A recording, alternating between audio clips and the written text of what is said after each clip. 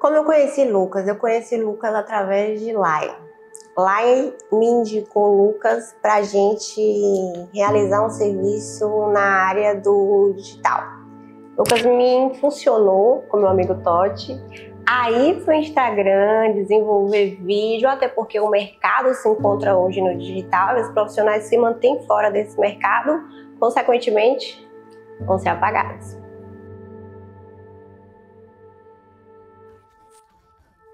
Eu já conhecia Lucas, já conhecia todo o Grupo Vasc e as diversas funções que tem por aqui, mas surgiu de uma forma... Lucas já tinha me convidado para fazer a mentoria, né, para participar da mentoria, e eu tava postergando. Depois, não preciso de mentoria agora, estou muito bem resolvida.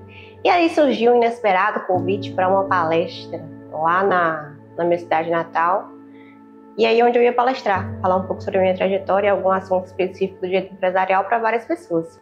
E aí que surgiu a dor. Eu procurei Lucas no momento da dor. Quando você não vem pelo amor, você vai pela dor. E esse foi a minha razão. Por quê?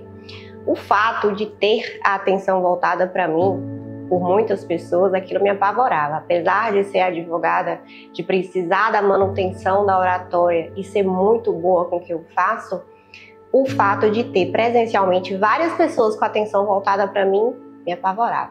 E eu não podia continuar com isso, então eu precisava entender qual que era o meu medo. E aí eu fui para Lucas. Comecei a mentoria e a primeira pergunta que ele me fez foi: do que você tem medo? Nem eu sabia do que eu tinha medo.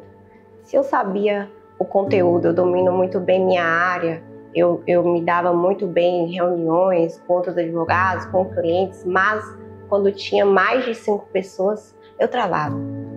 A emoção tomava conta, o coração acelerava, aquele turbilhão de emoções que a gente define com a palavra, né?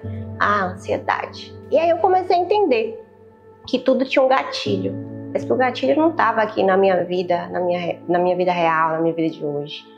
É o que me tirava da zona de conforto, foi lá na infância. Foi referente a outros traumas, e aí a gente começa a se descobrir, começa a se entender, começa a falar: então é isso. Então tem algumas coisas que eu não perdoei, que eu não deixei pra lá. Eu tinha medo de não ser aceita.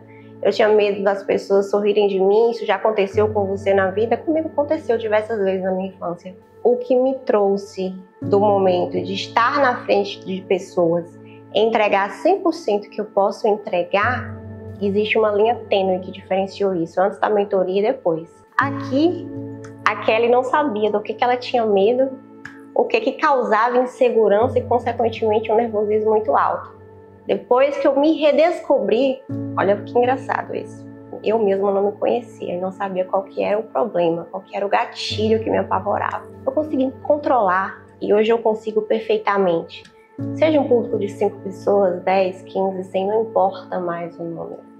Mas o problema que eu tinha comigo, que estava lá atrás, hoje eu consegui entender, perdoar, deixar para trás e dar o meu melhor 100% em qualquer coisa que eu venha fazer. Mas a questão da oratória, do posicionamento, falar em público, algumas questões elas foram editadas, porque desenvolvimento a gente adquire com o tempo, com a habitualidade. Então a sua primeira palestra ela não vai ser tão boa, a segunda ela vai ser melhor, e aí você vai lapidando.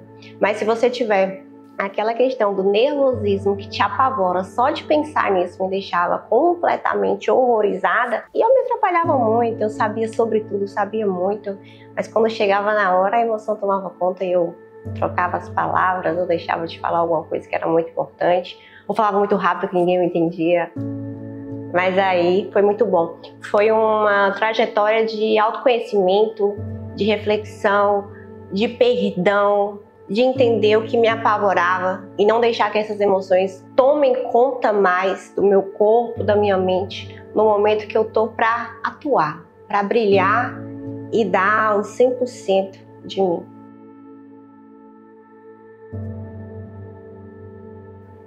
Cara, Lucas é uma pessoa extraordinária.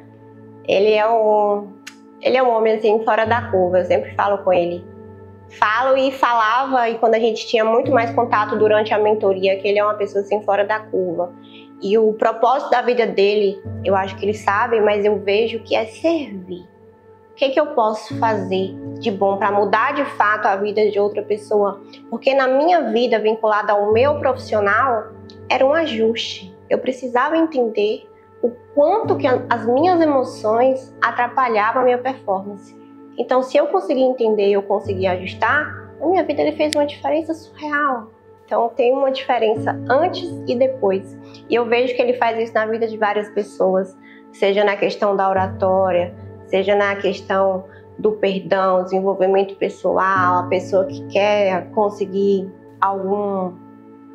tem algum propósito, alguma meta no trabalho, mas vem a questão da procrastinação, ansiedade, que a gente fala muito sobre ansiedade, mas não procura entender de verdade o que é ansiedade. Quando a gente fala de ansiedade, o que é ansiedade?